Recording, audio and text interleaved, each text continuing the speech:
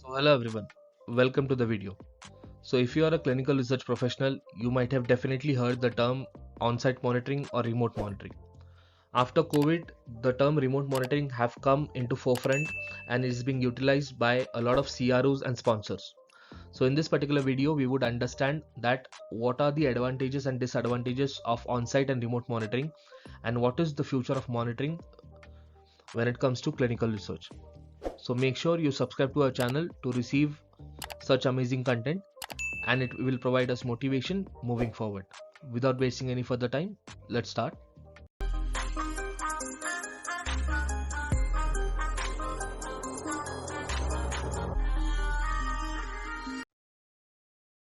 So firstly, let us understand what exactly is monitoring when it comes to clinical trials. So monitoring is a quality control measure put in place to ensure that the integrity of clinical trial data is high as well as the right safety and well-being of the study participant is being taken care of. Okay, so it is an oversight over the functioning of clinical trial and a quality control measure in order to maintain the integrity of the data and safety of the subjects. But what exactly is monitoring when it comes to ICGCP definition? So monitoring is an act of overseeing the progress of clinical trial and ensuring that it is conducted, reported, recorded according to the study protocol, the SOPs, the GCP and applicable regulatory requirements. So monitoring, you have to oversee the progress, ensuring that the clinical trial data is correctly conducted, recorded, reported as per the study protocol, the SOPs, the GCP and the regulatory requirement. So everything should be in compliance. Okay, and to ensure that compliance is to perform monitoring. The aim of monitoring of a CRA is to ensure that the participants' right safety and well-being is being taken care of and there is a reliability when it comes to clinical trial data that is being reported and the trial progresses according to the protocol and applicable regulatory requirements. So who is responsible for monitoring? The sponsor is responsible for monitoring as well as appointing a person to the clinical trial monitoring process. At times they would give this particular responsibility to a CRO, okay, and they would appoint, and as per ICGCP there should be appropriate amount of training and there should be a certain level of clinical knowledge provided to the monitor to conduct his activity in a clinical trial. Okay, so that is about monitoring. Now when it comes to on-site monitoring, let us understand what exactly is it. What is on-site monitoring and how is it conducted?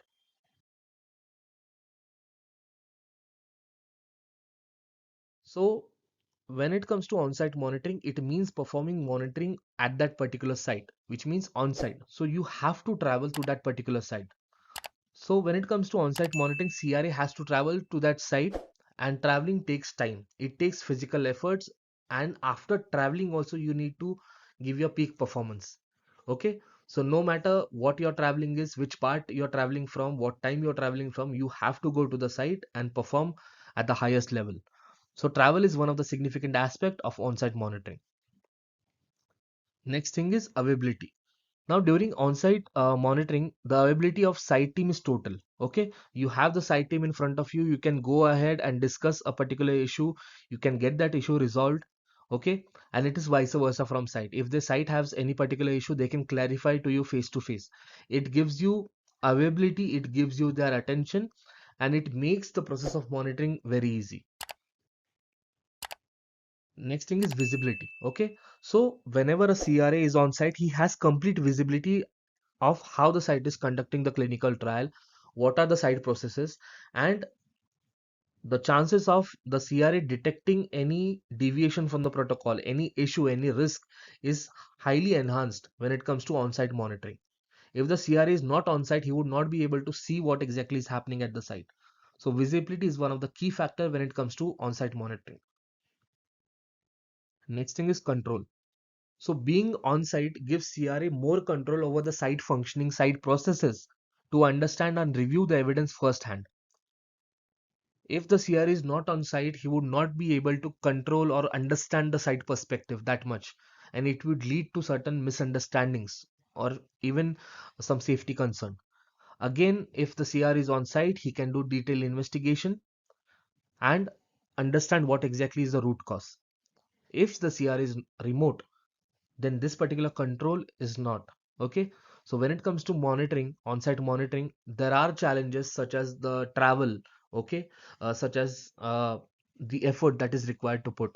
But the advantages such as visibility, the site availability, and control are something which makes on-site monitoring a significant aspect. But what exactly is remote monitoring and what are its advantages and disadvantages? Now, when it comes to remote monitoring, so it is something that you conduct remotely, okay, not on site through a teleconferencing method. Let us understand what exactly is remote monitoring.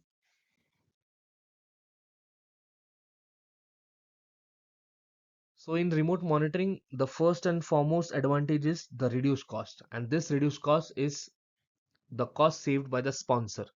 Okay, they save significantly when it comes to travel and travel related costs, because you understand that if you have to travel from one part of the country to another, it takes a lot of money to book the flight tickets, to book the cabs, and the other traveling related experience for the CRAs. If that is entirely eliminated, then it would definitely reduce the cost of monitoring.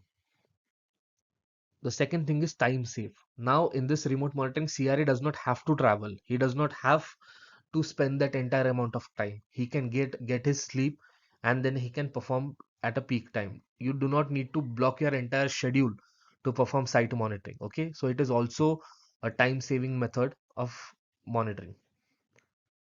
Next thing is the burden. Okay, now if you talk to any particular CRA, you would understand that monitoring is bearable, but when it comes to traveling, if you have to reach a particular site, if for example, if you live in Mumbai, if you have to reach Chennai, then you have to take a flight which can be in early in the morning, for which you have to be there 2 hours before at the airport. You have to travel, so that is in the middle of the night. Okay, and it puts a lot of stress even before you put your step into the site. Okay, so remote monitoring can reduce the burden on CRA, and it will lead to a focus agenda and a better performance. Okay, so when it comes to remote monitoring, the advantages definitely would be the reduced cost, the time saving, and reduced burden. But there are certain criteria which makes this perspective of remote monitoring negative, and let us see that. So first thing is the increased burden. And now this burden is increased in terms of technological tools, and these tools related to training and electronic documentation, because when it comes to sharing any particular documents in clinical trial, you would have to retract the subject identifiers, you would have to scan that document, you would have to pseudonymize that particular document, you would have to scan, rescan, you would have to share in a encryption format, and that takes time. So it would definitely increase burden over the CRE as well as the site when it comes to technological requirements of documentation. The next aspect would be the control. Now, if the CRA is at site, he would have more visibility. But since the CRA is not at site, he does not have the visibility or control over the site activities. And everything works on hearsay. If the site says that yes, we are following this after the CRA asking, then CRA is right to assume that site are doing it, because he cannot check himself, because he's sitting at another part of the country in front of the computer.